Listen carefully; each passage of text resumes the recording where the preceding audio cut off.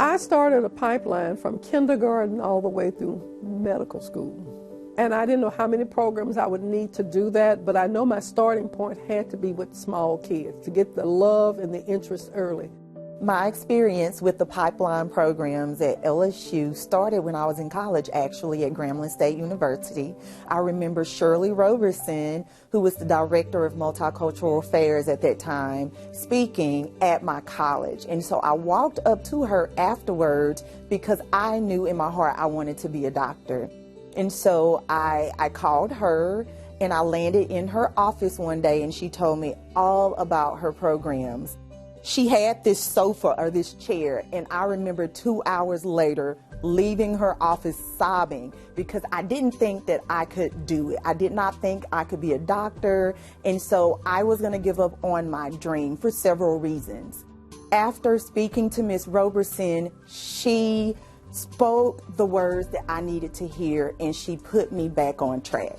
So with the pipeline program, the first one that I experienced was the UGrad, or undergrad research program, while at Grambling State University. And that was my first experience with the medical center here in Shreveport. Now, in this summer program, I got to learn all about research and the importance that it meant for creating different medical advances, whether it's cancer medications or if it's a medication to advance how we treat pediatric patients. Of course, I had to put the plug in. I am a pediatrician, but that was my first experience with the pipeline program. So after that, I needed help preparing for the medical college admissions test because I took the exam and I did not score well enough to get in on my first attempt to medical school. So I did the MCAT prep program with Ms. Roberson again, pipeline program number 2. And that program helped me take the medical college admissions test. So after that, I thankfully was admitted to LSU as a medical student.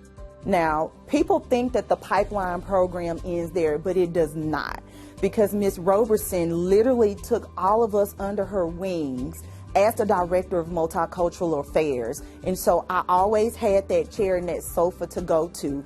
And I remember that sofa because that sofa sometimes meant, you know, an anchor for me to cry on. That sofa sometimes meant an anchor for me to laugh on. You know, that chair meant so much to me because it was a stable force for me. The director of multicultural affairs, Ms. Shirley Roberson, was this angel of mine who not only helped me go through the pipeline program, but then supported me through her department as I matriculated through medical school and then my residency training program here at the medical school as well.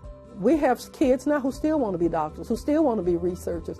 They don't have to leave Louisiana to do that. They don't have to leave Shreveport to do that. We have facilities right here in this city that will give kids any and every opportunity they need. So if you are watching this, I hope that you would support other students just like me who have a dream, but they feel like, you know, hey, I can't do this. But support them and let them know that, yes, you can do this. We would love for you to support this gala, because when you do, you're supporting another person's dream. You're supporting another person's vision. And without you, they may not be able to do this. But with you, you may be the driving force to get them to the next step.